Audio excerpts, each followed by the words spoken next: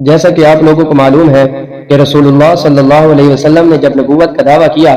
تو کفار مکہ کو مختلف قسم کے احادیث وغیرہ سنائی اور قرآن کی آیاتیں سنائی کہ اللہ رب العزت کا عذاب آنے والا ہے۔ آپ نے فرمایا ان الساعۃ آتیۃ اکاد اخفیھا لتجزی کل نفس بما تسعی، فرمایا کہ قیامت وہ آنے والی ہے، اور قیامت ایسی چیز ہے کہ اس کے بعد تمہاری توبہ قبول نہیں ہوگی۔ یہ قرآن کی آیت کا مفہوم نہیں ہے، صرف یہ بتانے کے لیے پڑھی گئی کہ ان الساعۃ آتیۃ کی قیامت آنے والی ہے۔ تو کفار مکہ مختلف قسم کے سوال کیا کرتے تھے کہ قیامت کب آئے گی، کس وقت آئے گی، اور ہم کیسے مریں گے، اور پھر دوبارہ کیسے اٹھائے جائیں گے۔ تو آپ صلی اللہ علیہ وسلم نے فرمایا کہ اس قیامت کا علم وہ صرف اللہ رب العزت کا ہے، اور کسی کو اس کا علم نہیں، یہاں تک کہ جبرائیل علیہ السلام جو کہ وحی لایا کرتے تھے ان کو بھی معلوم ہے۔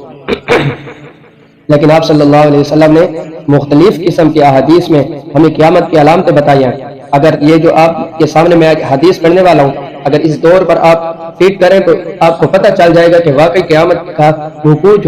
وہ قریب ہے۔ یہ حضرت ابو ہریرہ رضی اللہ تعالیٰ عنہ کی روایت ہے، ترمذی شریف میں موجود ہے۔ حضرت ابو ہریرہ رضی اللہ تعالیٰ عنہ کہتے ہیں کہ رسول اللہ صلی اللہ علیہ وسلم نے فرمایا جب مال غنیمت کو دولت قرار دیا جانے لگے، یعنی جب کفار کے ساتھ لڑائی ہو اور ان پر فتح حاصل ہو اور اس میں سے جو مال حاصل ہوتا ہے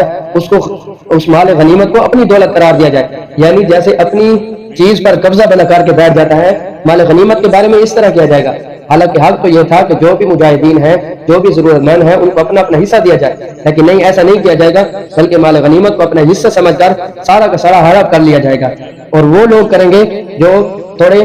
مال میں زیادہ ہوں گے، طاقت میں زیادہ ہوں گے، غرباء کو نہیں دیں گے۔ اور دوسری فرمایا کہ اور جب زکوٰۃ کو تاوان سمجھا جانے لگے، یعنی زکوٰۃ ایک اللہ کا حکم ہے، جس طرح نماز، روزہ، حج اللہ رب العزت کا حکم ہے، اسی طرح زکوٰۃ بھی اللہ رب العزت کا وہ حکم ہے کہ اتنے مال میں سے اتنی زکوٰۃ نکالنی ہے، لیکن لوگ اس کو تاوان سمجھیں گے، لوگ اس کو بوجھ سمجھنے لگیں گے، ایسا سمجھنے لگیں گے کہ جیسے کوئی ان سے چھین رہا ہو۔ پہلی بات تو یہ ہے کہ آپ لوگوں کو بھی معلوم ہے، آپ کے سامنے سارے حالات ہے کہ آج تو کوئی زکوٰۃ دیتا بھی نہیں، اور آپ نے فرمایا کہ اگر دے بھی صحیح، اگر دے گا بھی صحیح تو وہ یہ سمجھے گا کہ مجھ سے تاوان لیا جا رہا ہے۔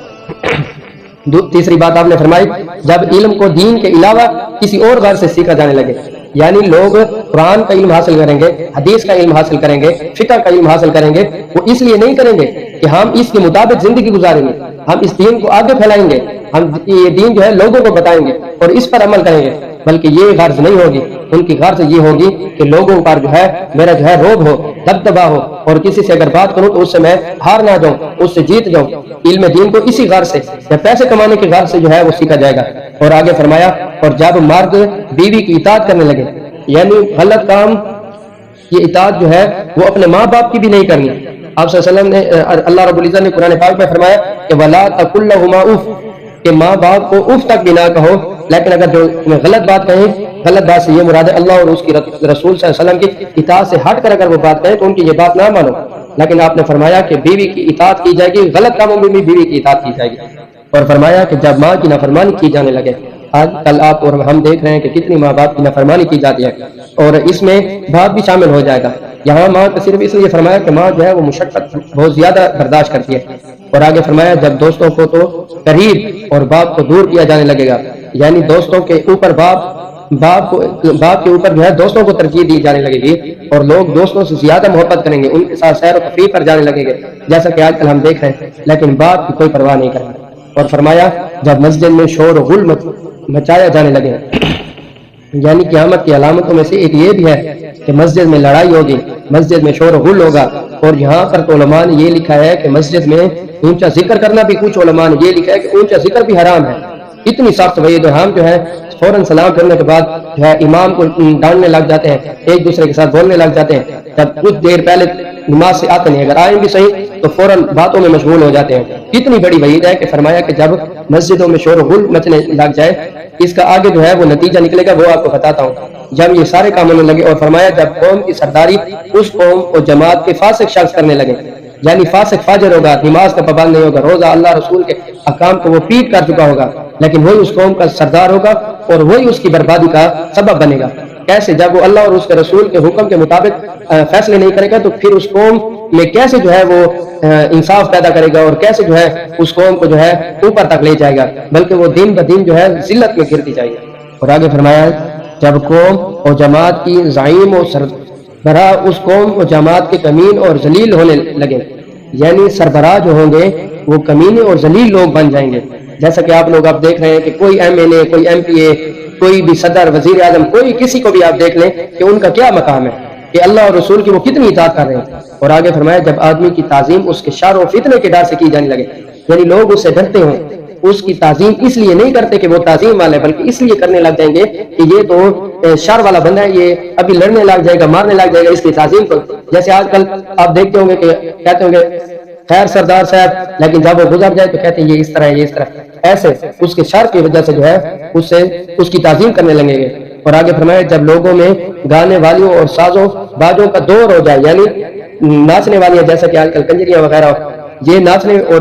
ان کا جو ہے ساز و گانے آپ دیکھ رہے ہیں، ٹک ٹاک، فیس بک، یوٹیوب، سب گانوں اور اس سے بھری ہوئی ہے، لیکن کوئی اللہ کی بات نہیں سنتا، کوئی اس کے رسول کی بات نہیں سنتا، بلکہ گانے والیوں کو دیکھ رہے ہیں ٹک ٹاک پر، فحاشی عام ہوتی جا رہی ہے. اور آگے فرمایا جب شراب پی جانے لگے، یعنی جب شرابیں پی جانے لگیں گی، اس سے صرف شراب مراد نہیں بلکہ ہر وہ نشہ مراد ہے جو شراب کے تحت آتا ہے. اور آگے فرمایا جب امت کے پچھلے لوگ اگلے لوگوں کو برا کہنے لگے، یہ بہت بری بات ہے. یعنی آج کل ایسا فرقہ موجود ہے، ایسا ملعون فرقہ، لعنتی فرقہ موجود ہے، جو پچھلے لوگ یعنی صحابہ کرام، آپ اگر کسی عیسائی سے پوچھیں، اگر کسی جو ہے یہودی سے پوچھیں کہ اصحاب موسیٰ کیسے تھے یا اصحاب عیسیٰ کیسے تھے، وہ کہیں گے کہ سب سے افضل تھے. یہ صرف اس امت کی بدبختی ہے کہ یہ صحابہ کو بھی نہیں چھوڑتی، کہتے ہیں کہ صحابہ یوں تھے، صحابہ یوں تھے. صحابہ کے بارے میں جو ہے زبان سوال کر بات کرنی چاہیے، صحابہ بڑی عزت و عظمت والے تھے. ایسے اللہ رب العزت نے نہیں فرمایا کہ والسابقون الاولون من المہاجرین الذین والذین اتبعوہم بالإحسان.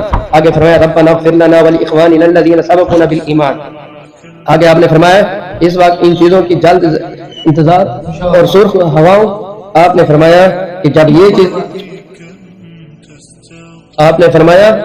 یہ چیزیں عام ہو جائیں، جب جو ہے یہ پیچھے جتنی چیزیں بیان کی گئی، جب یہ چیزیں عام ہو جائیں تو تم انتظار کرو سرخ ہواؤں کا، اور فرمایا تیز طوفانی آندھیوں کا،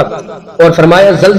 زلزلے اور زمین میں دھنس جانا اور صورتوں کے مسخ و تبدیل ہو جانے کا اور پتھروں کے برسنے کا انتظار کرو. جب ایسے کام تم کرو گے، ایسے غلیظ کام تم کرو گے، جب اللہ اور اس کے رسول کی اطاعت نہیں کرو گے تو تم پر یہ چیزیں آئیں گی، سالیاں آئیں گی زنا کی وجہ سے. نیز ان چیزوں کو علامات قیامت بھی کہا جاتا ہے، یعنی یہ چیزیں جو ہے یہ قیامت کی نشانی میں سے. اور فرمایا جو اس طرح پے در پے وقوع پذیر ہوں گے، جیسے مثلا موتیوں کی لڑی کا دھاگا ٹوٹ جائے اور اس کے دانے پہ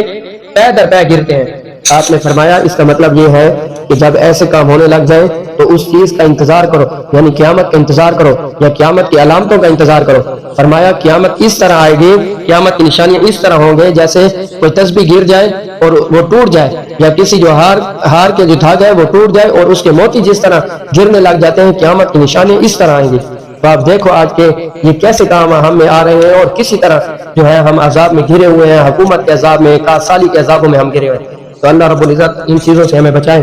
آگے جو ہے کل اس ٹائم انشاءاللہ ایک اور حدیث بیان کی جائے گی علامات قیامت میں سے، ضرور انشاءاللہ اس کو سنیے، اس پر عمل کیجیے اور لوگوں تک شیئر کیجیے. اگر ایک بندے نے بھی آپ کی یہ بات شیئر کرنے کی وجہ سے اس پر عمل کر لیا تو آپ کو برابر ثواب ملے گا. اللہ رب العزت عمل کی توفیق نصیب فرمائے.